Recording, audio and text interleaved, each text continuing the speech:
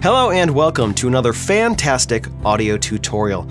My name is Dave Bodie for Tuts Plus, and thanks so much for checking out this video. In this video, we're going to pick up where we left off in the last video in this series about producing an EP. In this video, we are going to be checking out how we did the drum programming for a few of these songs. And because this project has a fairly low budget, we opted to use virtual instruments for a lot of the instrumentation throughout these songs. And obviously drums can be a real nightmare to record. It takes a lot of work to set up, a lot of work to track, a lot of time, and then you need a player who plays really consistently, and then there's a tremendous amount of time that can go into kind of quote unquote fixing that performance and, you know, adjusting and time aligning and slicing and dicing, all that jazz. Not out of the realm of possibilities, but for this project, we're going to be dealing with virtual instruments. In the first video, you saw that I had some scratch drum tracks in there to basically keep everyone rhythmically in check when they were doing the scratch tracks and the first couple of acoustic guitar parts for a lot of the songs. It helps kind of extend the range of the metronome or the built-in click in your recording app here. The interesting thing for this song, which is My Soul Is Satisfied, the scratch drum track that I laid down here, which sounds like this,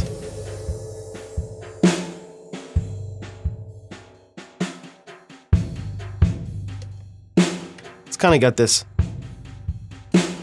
jazz brush kind of feel in 6/8 here. When the drummer for the group came in and we were kind of going through the songs, he thought that that actually worked pretty well for this song. Obviously, it needs some tweaking because it sounds a little bit rough, but he thought that the feel of this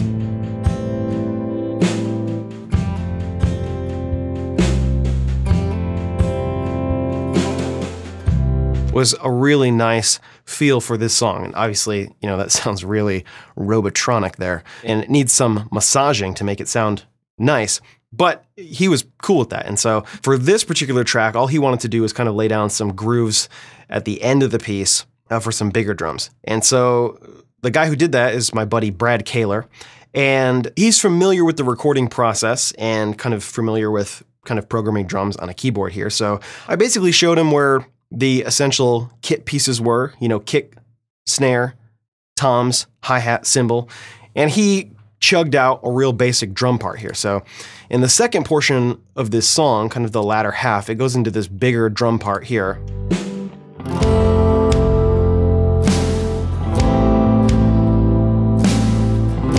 And then it goes through this build here towards the end of this.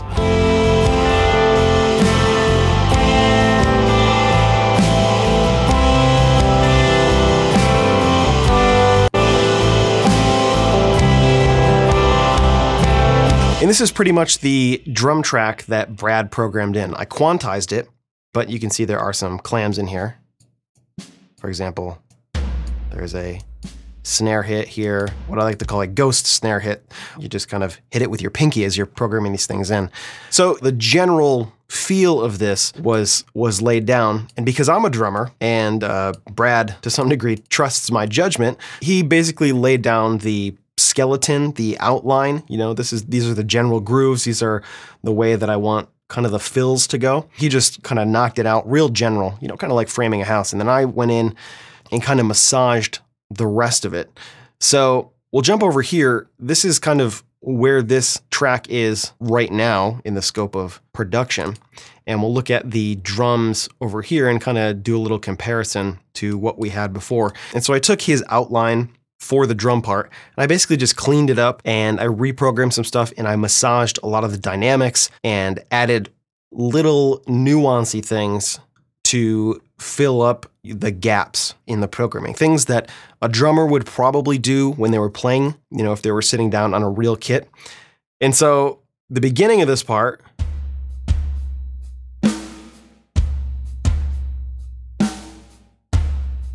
had this big tom thing, and I added this hi-hat close pedal thing on 8th notes.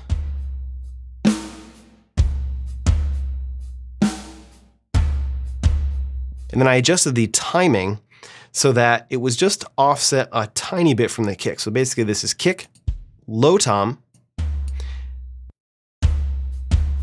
and so I just offset it a hair so it gave a little bit more kind of temporal dimension, if you will.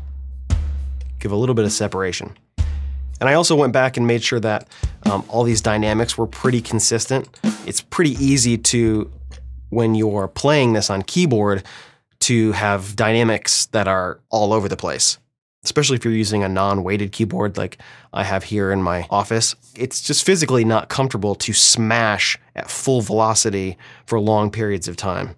You know, it kind of feels like you're breaking the keyboard a little bit. So it's always good to kind of go back through, and I select the notes here, and sometimes I'll tweak them by hand, or sometimes I'll kind of adjust them all to a same level, and then I'll hit H to humanize the velocity a little bit, and that usually gets it close enough. And so I did that for this beginning section here. I added a couple of crashes,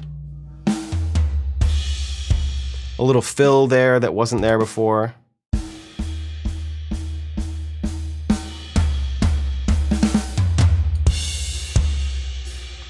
And before it was kind of more of a boring build up here. I'm gonna show you that really quick, right here.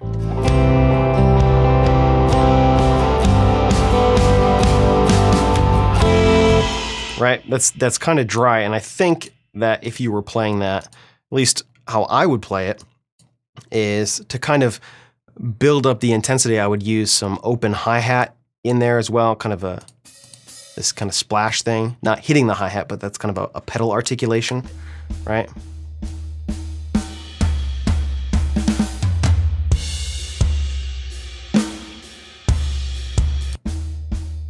And so we have 3 things going on here. We have kick, snare, low tom, or I guess it's not low tom, it's the third tom out of the 4 in this group, and then we have the hi-hat going as well. And I try and also make sure that, you know, there's never 5 things going on at once, you know, because you have 2 hands and 2 feet, and so it's kind of difficult to get more than 4 things going at the same time.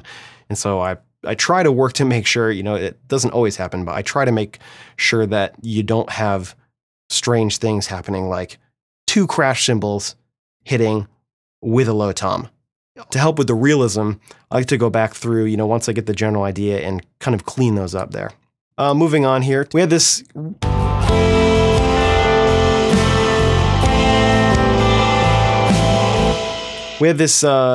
You know, kind of ride cymbal edge groove here, and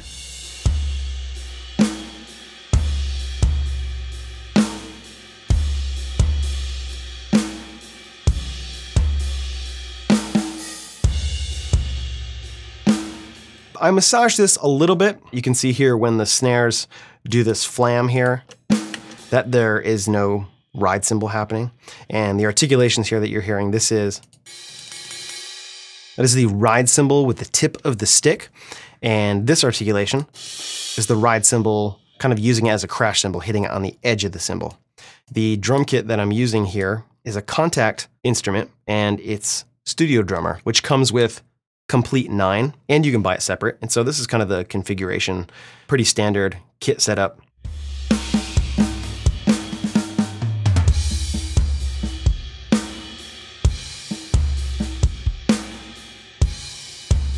Just a little bit of massaging. You know, I took the general groove there and I just added a little bit of kind of nuance in there. You know, if I was playing this groove on a ride cymbal, I probably wouldn't crash just on the 8th notes.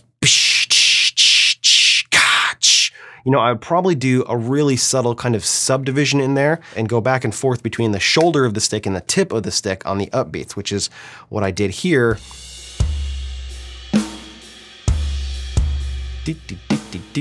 And that kind of thing. It's very subtle, and I made sure that this articulation was way, way low. And actually, I don't like them when they look like that. I like them when they look more like this.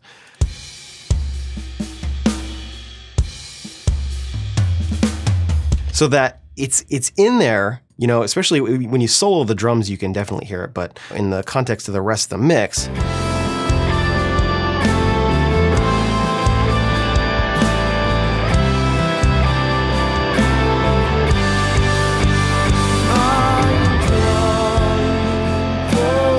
it's very, very subtle and just gives a little bit more rhythmic texture there to break things up. Now also, that kind of crummy sounding brush kit from before, I still have in here. And when I played this originally, I actually did a better job of managing the dynamics, but because I did it so quietly, I had to boost them up, and then it kind of lost a little bit of the nuance there, which is why those little accent notes on the snare sound kind of ridiculous. And that kit, just for your reference, is the jazz kit, which comes standard in Contact. I mean, it's a brush kit. It's pretty small. I don't think there's any round robins or anything. And so what I was hearing in there is that you can definitely hear a lot of repetition, especially on those lighter accent notes. Boom, pop, pop, pop. I can definitely tell that I'm hearing the same sample being triggered. So what I did was I reprogrammed that, and I used this kit right here, Abbey Road Vintage Drummer, and it's the Ivory kit. I know it says Ebony kit in there because I had that loaded up first, and that's what it named the MIDI track. But it is actually the Ivory kit. And so this is a real old vintage drum kit, I think from the 40s or 50s or something like that.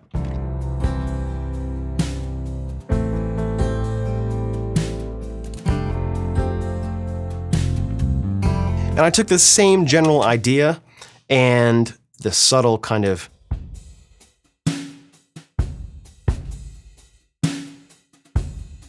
all those little, what you might call ghost notes, all those little tiny snare notes. Those are really hard to get when you're programming, and it was much faster for me to just play it and then adjust it rather than mess with what I already had done. So I did that. It's pretty fast, especially with kind of groove-oriented stuff like this, to get the general basis of the groove, because almost all modern pop music is, a 2-bar or 4-bar drum phrase. Most of it's like a 2-bar phrase, then repeated, in a fill every 4 or every 8 or every 16 measures. So those are the drums here on My Soul Is Satisfied. All right, so really quick, let's check out another track here. For this one, we'll check out the drums. This one is Living Word, and the current state of this one is not as put together as the last one that we looked at, as My Soul Is Satisfied. It's basically just kind of roughed in with some vocals, drums, and bass with a little bit of electric guitar in here as well. So I'll take you through what we recorded. Now the drums in this song, I did actually go through this now, and I did clean up a few things, and I adjusted a few things, I think, here and there. Most of it was just kind of working out what some of these fills were gonna be. It probably could use another layer of finalization here, especially in these dynamics. I can see that some of them are a little bit all over the place because, again, playing them on the keyboard can be extremely inconsistent. Your word is a lamp unto my feet. Really simple stuff here. A lot of times it helps to just kind of talk through this kind of stuff. So when we start tracking the verse, I'll ask, what's the groove? And then I'll have them lay down something, a 2-measure groove, or maybe 4 measures to have them kind of get the feel of it when you're playing on the keyboard. And then I'll just stop it, I'll quantize it, loop it, clean it up, and I'll just save the rest for later. Be the light that guides us. And one of the things that I like to do is to make sure that especially the kick and the snare are very consistent through, like choruses, verses. If you were playing them in real life, obviously they would be very consistent because you're using large muscle groups to swing sticks and beaters and whatnot. But you can see here the kick, if you were playing this live, you'd probably be giving it, the full beans here. You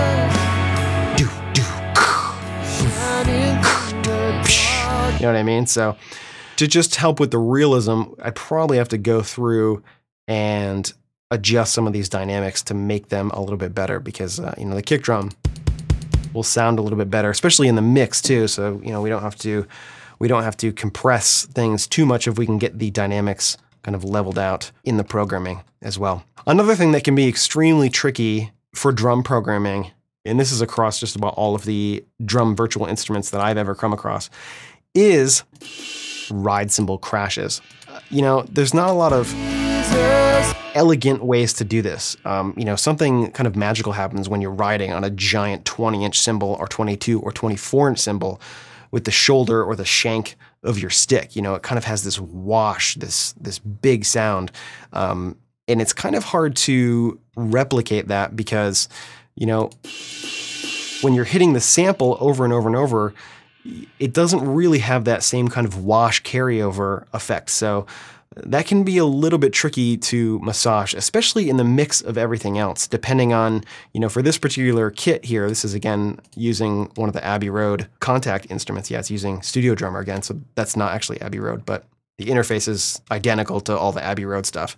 You can actually see here that for when he was tracking this, what I did is I changed the velocity curve to this more, well, curvy one. That's probably like an exponential curve here instead of a linear one, which I think is the default and the one that I prefer.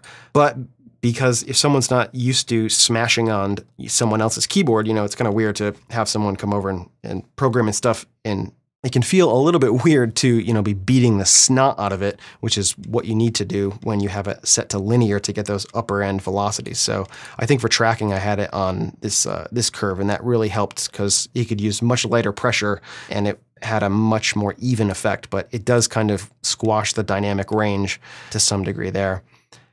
But in these kits, there's not options for these ride cymbals. This kit here has one ride cymbal. Unlike Superior Drummer and some of the other drum virtual instruments, you can't pick from 5 different ride cymbals. So if you like the sound of the rest of the drum kit, you're kind of stuck with this ride cymbal unless you load up another virtual instrument with a different ride cymbal, which is totally possible. That's not a huge deal at all, especially if you have a good amount of RAM at your disposal. But if you want to keep things simple, and I was trying to keep things simple, you do have to go in and especially massage those ride cymbal crashes. It would be the same thing if you were trying to ride on a crash cymbal. You know, in real life, that's not what that sounds like.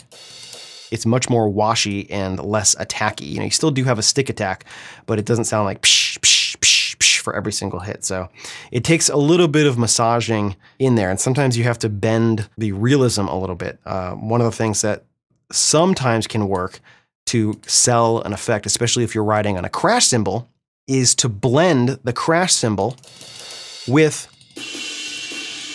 a very low level ride cymbal if it's the right sampling. In Superior Drummer, one that I've used quite a bit, some of the lower velocities on the edge of the ride cymbal have very little attack, and so when you blend that with a crash cymbal, it has a more realistic kind of sound because you get more kind of wash and less attack, but you still have that kind of average level of wash in there, which is what you get in real life when you're, you know, railing on a crash cymbal.